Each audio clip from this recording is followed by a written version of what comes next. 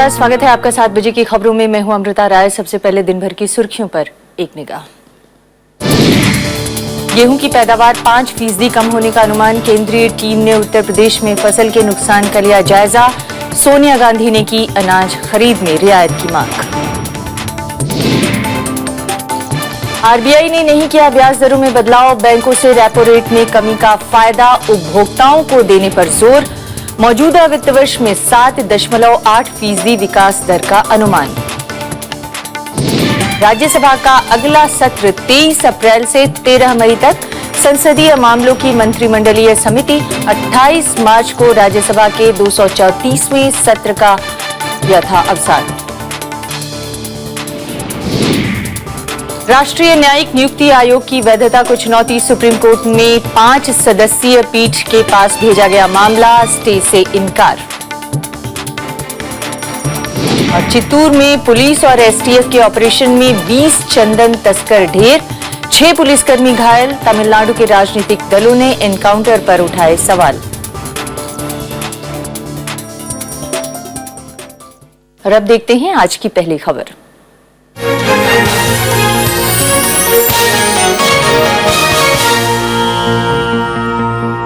आज की पहली खबर देश में कृषि संकट से जुड़ी हुई है। इस साल फरवरी महीने से हुई बारिश और ओले की वजह से देश में तकरीबन 125 लाख हेक्टेयर जमीन पर रबी की फसल बर्बाद हो गई है।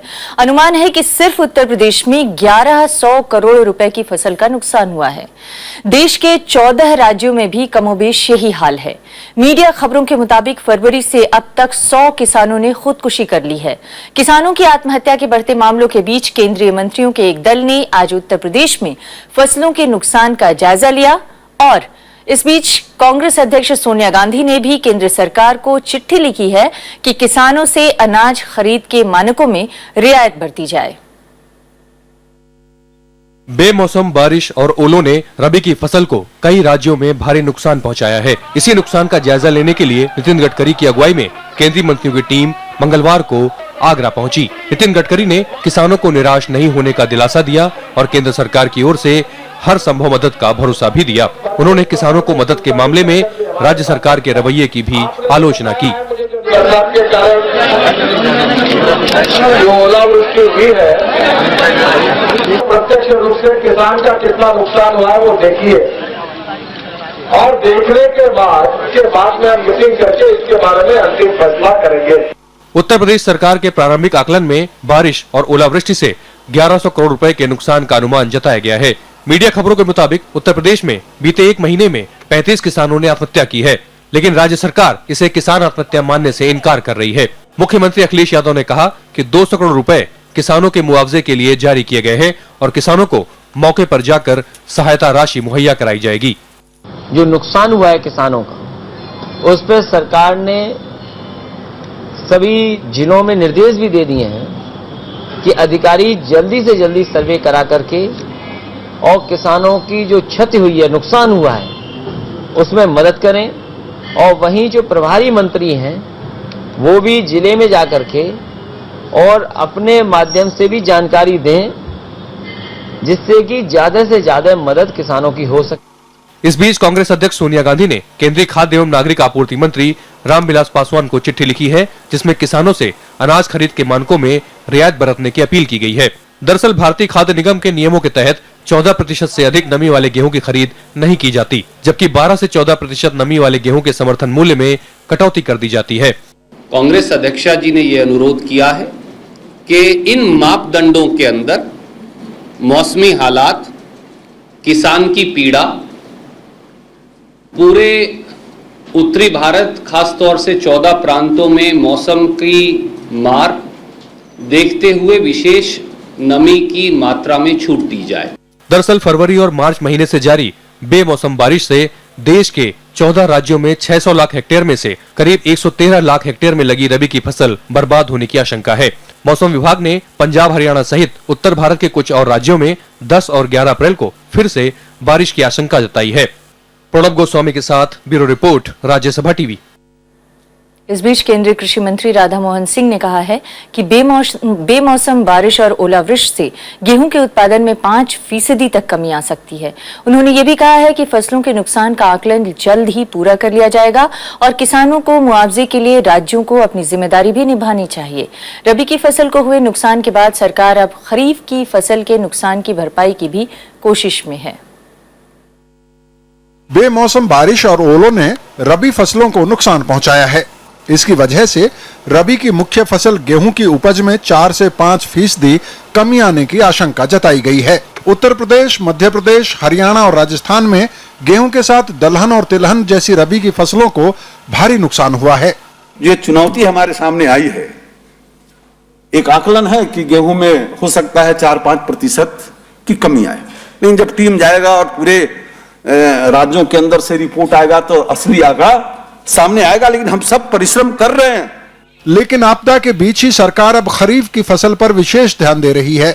इसी के मद्देनजर दिल्ली में 2 दिन का खरीफ सम्मेलन हो रहा है। मंगलवार को इस सम्मेलन में राज्यों और कृषि से जुड़े विभिन्न संगठनों के प्रतिनिधि शामिल हुए।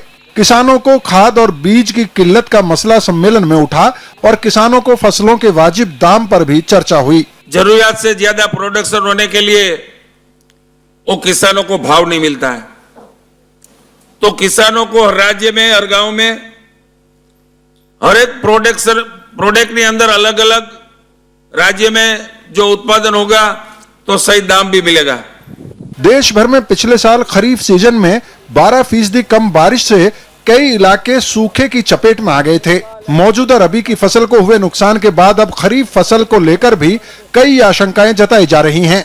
इन 2 झटकों के बीच ठोस रणनीति बनाकर सरकार ने खरीफ की फसल से नुकसान की भरपाई की हर संभव कोशिशें शुरू की हैं, लेकिन खेती की अगली तस्वीर मौसम के रुख पर ही तय होगी। अरविंद कुमार सिंह, राज्यसभा टीवी, दिल्ली। आज इस मसले पर चर्चा के लिए हमारे साथ हैं अरुण कुमार त्रिपाठी। आप वरिष्ठ पत्रकार हैं, बहुत बहुत स्वागत है हमारे इस कार्यक्रम में। ये जो अगर हम तात्कालिक जो स्थिति है उसको देखें तो कृषि संकट कितना बड़ा आपको दिख रहा है? संकट तो इस तरह का है कि जो गैर सरकारी अनुमान है वो तो 44 से 50,000 करोड़ तक की नुकसान का संकट बताया जा रहा है।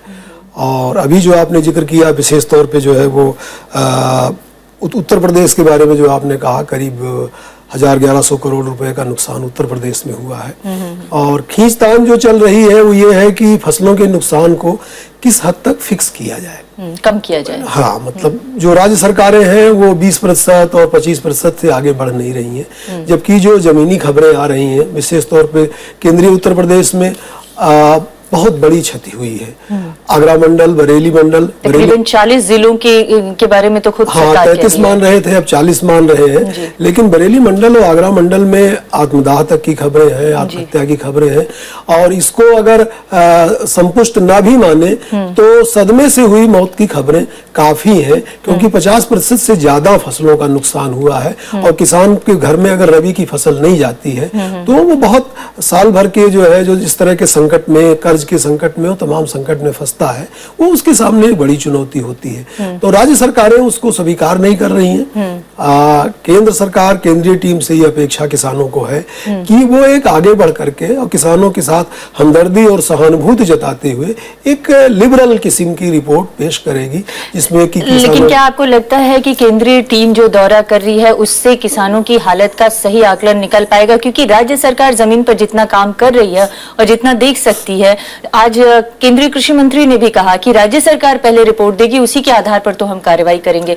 राज्य सरकार स्पष्ट रूप से अभी भी ये मानने के लिए तैयार नहीं है। जैसा कि मीडिया खबरों में कहा जा रहा है कि फरवरी से लेकर अब तक 100 मौतें और पिछले 4 दिनों में 30 मौतें हो चुकी हैं किसानों की। लेकिन राज्य सरकार के अगर अधिकारियों की सुने तो वो कहते हैं कि वो अलग अलग वजहों से हुई मौतें हैं, वो सभी कृषि संकट की वजह से मौत नहीं है। देखिए मृदा जी, ये बहुत पुराना रवैया है राज्य सरकारों का, जिलाधीशों का और उनके जो सर्वे करने वाली टीम होती है कि वो अक्सर किसान की भूख से होने वाली मौतों को, आत्महत्याओं को वो स्वीकार नहीं करते। तो वो रवैया यहाँ भी चला आ रहा है। ये 60 के दशक में संसद में बड़ी गंभीर बहस हुई थी कि किशन पटनायक ने बहस की थी कि काला हांडी केबीके में जो मौतें हुई हैं भूख से हुई हैं कि नहीं हुई हैं। तो सरकार कह रही थी नहीं हुई है, वो कह रही थी पुराना रवैया है। तो वो रवैया राज्य सरकारों का यहाँ भी रिफ्लेक्ट होता है। वो मानते नहीं है, मानने से बदनामी ज्यादा होती है। जी, हालांकि उत्तर प्रदेश सरकार ने तकरीबन 300 करोड़ रुपए रिलीज करने की बात कही है, लेकिन क्या आपको लगता है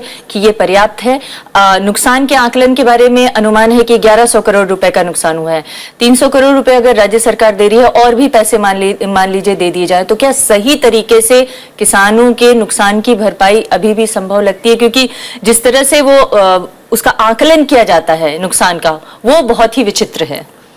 सोनिया गांधी की जो चिट्ठी का भी जिक्र आया अभी आपकी खबर में कि किसान की खासकर रबी की फसल की जो खरीद है उस खरीद में 14% जो नमी वाला मामला है, तो मुश्किल ये होता है कि 14% से ऊपर हो गया तो वो खरीद ही नहीं होगी। और दूसरी चीज ये है कि गेहूं अगर काला पड़ गया तो उसकी भी खरीद नहीं होगी और वो खुद के खाने के लिए रहेगा नहीं रहेगा, ये उसके सामने बड़ा संकट है। खुद खाने का संकट है, अपनी इकोनॉमी को रन करने का संकट है, जो घरेलू तमाम कारोबार है शादी विवाह से लेकर के उसका संकट है। और एक चीज मैं जरूर आपके कार्यक्रम में इसका जिक्र करना चाहूंगा कि ये जो आधुनिक खेती का भी थोड़ा सा इसमें संकट है कि पहले खेती जब गेहूं बोया जाता था तो उसके ऊपर पटेला बहुत कस करके चलाया जाता था। तो गेहूं की जो फसल है, जो उसका पौधा है, वो हल्की फुल्की बारिश और झोंके में गिरता नहीं था। अब ये है कि ट्रैक्टर से जुताई होती है और पटेला उस तरह से चलाया नहीं जाता। लेकिन हम तो तत्काल स्थिति के बारे में बात कर रहे हैं, खेती के तरीके के बारे में आज बात नहीं कर रहे हैं। जो नुकसान हुआ है वो नुकसान हो चुका है, भरपाई करने की जरूरत है और उस नुकसान से किसानों को उबारने की जरूरत है, बहुत बढ़ चढ़ करके उबारने की जरूरत है। जब सरकारों का रवैया भूमि अधिग्रहण बिल और किसानों के सवाल पर एक तरह से थोड़ा सा किसानों को लग रहा है कि उपेक्षित है, हम कहना चाहेंगे, तो फिर ऐसे में यहाँ पर इस नुकसान की भरपाई कैसे हो पाएगी? इस नुकसान की भरपाई जो भी न्यूनतम समर्थन मूल्य है या खरीद के जो नियम है उन नियमों को ढील देनी पड़ेगी, उनमें जो है लिबरल बनाना पड़ेगा किसानों के पक्ष में और न्यूनतम समर्थन मूल्य बढ़ाना पड़ेगा और इसके अलावा मुआवजा बढ़ चढ़ करके देना पड़ेगा। और दूसरी कई बार किसान ये भी शिकायत करते मिलते हैं कि अगर ओलावृष्टि नहीं हुई, सिर्फ बारिश हुई आपके इलाके में, तो वहां पर मुआवजा उस रूप में नहीं मिलेगा जैसे कि ओलावृष्टि पर मिलता है। इस तरह की शिकायतें भी कई जगह से देखने को मिली। हरियाणा के किसानों का विरोध आपने देखा होगा, वो कहते हैं कि कुछ इलाकों में भारी बारिश हुई, हमें बहुत नुकसान हुआ, लेकिन वहां सरकार हमें मुआवजा नहीं दे रही है। तो ऐसी स्थितियां उत्पन्न होंगी तो कैसे उसकी मॉनिटरिंग होगी, कैसे सही व्यक्ति तक सही मुआवजा पहुंच पाएगा अगर बढ़ चढ़कर सरकारें मदद करने के लिए तैयार भी हो जाए? नहीं, उसके लिए तो निश्चित तौर पे जो है जो डेडिकेशन और ऑनेस्टी की जो बात है वो तो राज्य प्रशासन ही उसको विधिवत ढंग से करेगा। लेकिन राज्य प्रशासन जो है वो अपनी थिंकिंग में और अपनी नीतियों में किसान को जब केंद्र में लाएगा, उसकी तकलीफों को केंद्र में लाएगा। और फसल बीमा का जो सवाल है, फसल बीमा बहुत महत्वपूर्ण सवाल है, लेकिन उसके इम्प्लीमेंटेशन में तमाम चीजों में जितनी सारी दिक्कतें हैं वो चीजें नहीं आ रही हैं। बीमा के क्षेत्र में तमाम लिबरलाइजेशन और तमाम चीजें हो रही हैं, लेकिन किसानों के फसल के बीमे के मामले में अभी भी बहुत सारी चीजें बहुत स्टेज पर ठहरी हुई हैं। तो उनको बढ़ करके आपको करना पड़ेगा फसलों के बीमे का सवाल को आपको बढ़ना पड़ेगा, तभी आप कंपनसेशन वगैरह से जो है वो के बजाय एक बेहतर विकल्प आप दे सकेंगे। लेकिन फसलों का बीमा क्या उन छोटे मझोले किसानों को भी उसका अधिकार या उसका लाभ मिल पाएगा जो बहुत ही छोटे भूमिहीन किसान हैं या दूसरे के खेतों पर काम करने वाले किसान हैं, उनको मिल पाएगा? भूमिहीन का सवाल तो बड़ा गंभीर है क्योंकि उनको मुआवजा भी नहीं मिलने वाला है भूमिहीन किसानों को जो है। और वो जो नियम है अपने यहाँ पट्टेदारी वाला, वो नियम भी इसमें बाधा बनता है। तो अभी इस तरह की बात भी उठ रही है, तमाम विशेषज्ञ कह रहे हैं कि उन नियमों में भी ढील देने की जरूरत है। Uttar Pradesh zamindari abolition and land reform act 1952 के। तो इस तरह से जो है किसानों के बारे में जो भी नीतियां बने, चाहे वो एक तरह से लीगल पोजीशन की बात हो, चाहे वो प्राइसेस फिक्स करने की बात हो, चाहे वो खरीद गेहूं की खरीद की बात हो, उन सभी चीजों में एक बेहतर प्रशासन और एक उदार नीति के तहत ही हम किसानों का भला कर सकते हैं। और जो आकलन है वो आकलन मानवीय होना चाहिए, कठोर नहीं तो फौरी राहत तो भले ही मुआवजे के रूप में पूरी की जा सके, लेकिन लॉन्ग टर्म राहत के लिए इन तमाम नीतियों की तरफ ध्यान देने की सरकार को जरूरत है, जो आप इशारा कर रहे हैं। बहुत बहुत शुक्रिया हमारे इस कार्यक्रम में शामिल होने के लिए। तो ये थी आज की पहली खबर।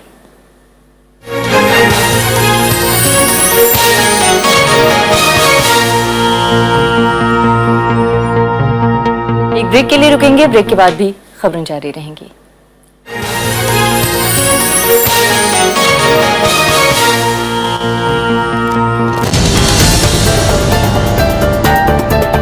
क्रेडिट पॉलिसी का ऐलान, ब्याज दरों में बदलाव नहीं, पिछली कटौतियों का मिले फायदा।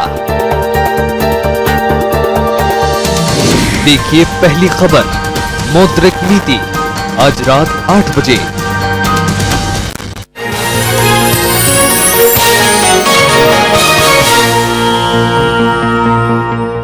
आरबीआई ने मौजूदा कारोबारी साल की पहली मौद्रिक नीति जारी कर दी है। केंद्रीय बैंक ने नीतिगत ब्याज दरों में कोई बदलाव नहीं किया है। आरबीआई गवर्नर रघुराम राजन ने बीते महीनों में 2 बार रेपो दर में कटौती के बावजूद बैंकों के ब्याज दरों में कमी नहीं लाने पर नाराजगी जाहिर की है।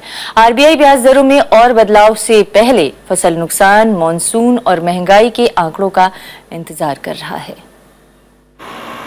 पीएमआई घटने की आस लगाए लोगों को आरबीआई से सीधे तौर पर कोई फायदा नहीं मिला, लेकिन आरबीआई गवर्नर चाहते हैं कि सारे बैंक जल्द रेपो रेट में पिछली कटौतियों का फायदा उपभोक्ताओं को दें। Given that there has been also very little transmission so far from the rate cuts that we effected at the beginning of the year and in March, we're waiting to see transmission taking place. केंद्रीय bank जनवरी और मार्च में repo rate में 25-25 basis point की कटौती कर चुका है, लेकिन अधिकांश बैंकों ने इसका लाभ उपभोक्ताओं को देना शुरू नहीं किया है। आरबीआई ने रेपो रेट, सीआरआर और रिजर्व रेपो रेट में कोई बदलाव नहीं किया।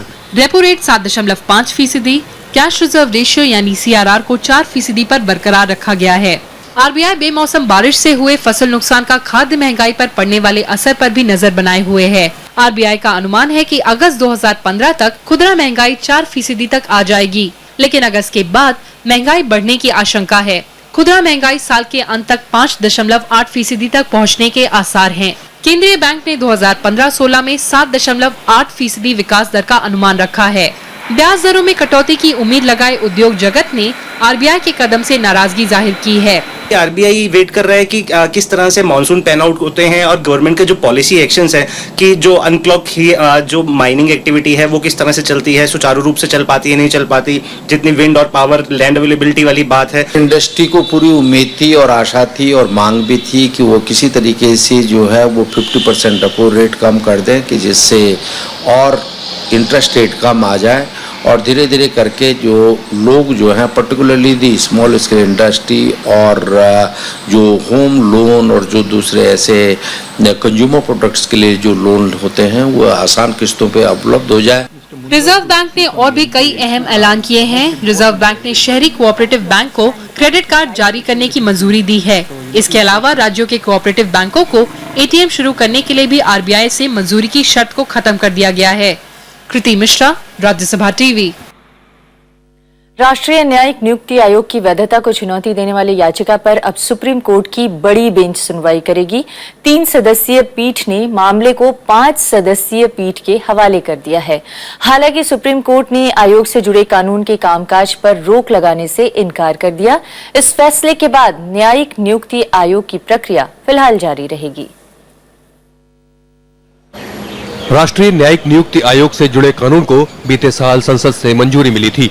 इस कानून की वैधता को चुनौती देते हुए सुप्रीम कोर्ट में कई याचिकाएं दायर की गई थीं। सुप्रीम कोर्ट की 3 सदस्यीय पीठ ने मंगलवार को इसे बड़ी पीठ के पास भेज दिया। हालांकि कोर्ट ने याचिकाकर्ता की ओर से अंतरिम राहत मांगे जाने पर कोई आदेश जारी करने से इनकार कर दिया।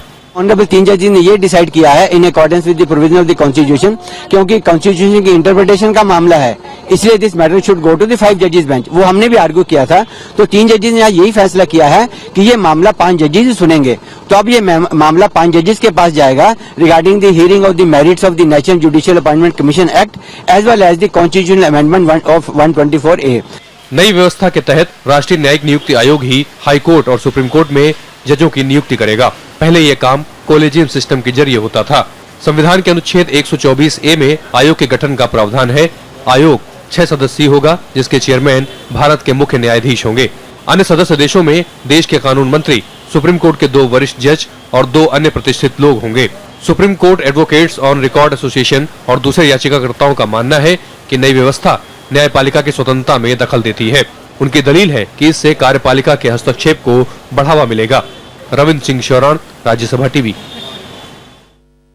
मानहानि से जुड़ी आईपीसी की 2 धाराओं को लेकर सुप्रीम कोर्ट ने केंद्र सरकार से जवाब मांगा है। बीजेपी नेता सुब्रमण्यम स्वामी ने आईपीसी की धारा 499 और 500 की संवैधानिक वैधता को चुनौती दी है। कोर्ट ने कानून मंत्रालय के अलावा तमिलनाडु सरकार से भी 4 हफ्ते के भीतर अपना पक्ष रखने के लिए कहा है। तमिलनाडु सरकार ने सुब्रमण्यम स्वामी के खिलाफ मानहानि के 5 मामले दर्ज किए हैं। ये सारे मामले सोशल मीडिया पर राज्य की पूर्व मुख्यमंत्री जयललिता पर सुब्रमण्यम स्वामी के कुछ आरोप लगाने के बाद दर्ज किए गए हैं। सुप्रीम कोर्ट ने इन सारे मामलों की सुनवाई पर भी रोक लगा दी है।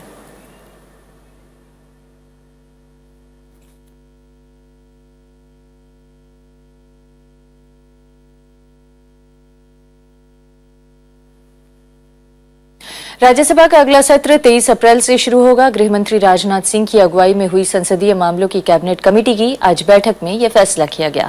राज्यसभा का ये 235वां सत्र होगा जो 13 मई तक चलेगा।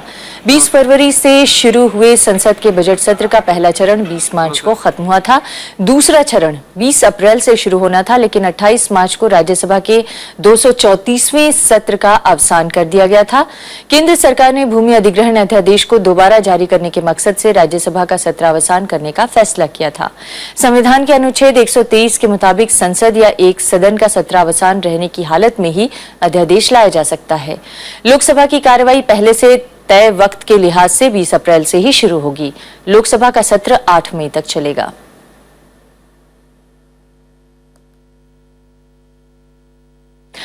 मुफ्ती मोहम्मद सईद ने जम्मू कश्मीर के मुख्यमंत्री बनने के बाद आज पहली बार प्रधानमंत्री नरेंद्र मोदी से मुलाकात की। सईद ने प्रधानमंत्री से राज्य के हालात और न्यूनतम साझा कार्यक्रम को लेकर बातचीत भी की। राज्य के कुछ हिस्सों में से आफ्स्पा हटाने के कल के बयान के बाद मुफ्ती मोहम्मद सईद विपक्ष और बीजेपी के निशाने पर हैं। जम्मू कश्मीर में सरकार बनने के महीने भर बाद प्रदेश के मुख्यमंत्री मुफ्ती मोहम्मद सईद ने प्रधानमंत्री से दिल्ली में पहली मुलाकात की। दोनों ने राज्य के राजनीतिक हालात, मार्च में आई बाढ़ से नुकसान और न्यूनतम साझा कार्यक्रम को लागू करने को लेकर चर्चा की। सईद ने केंद्रीय गृह मंत्री राजनाथ सिंह से मिलकर कानून और व्यवस्था की स्थिति, आतंकी घटनाओं में तेजी के मसले पर भी बात की।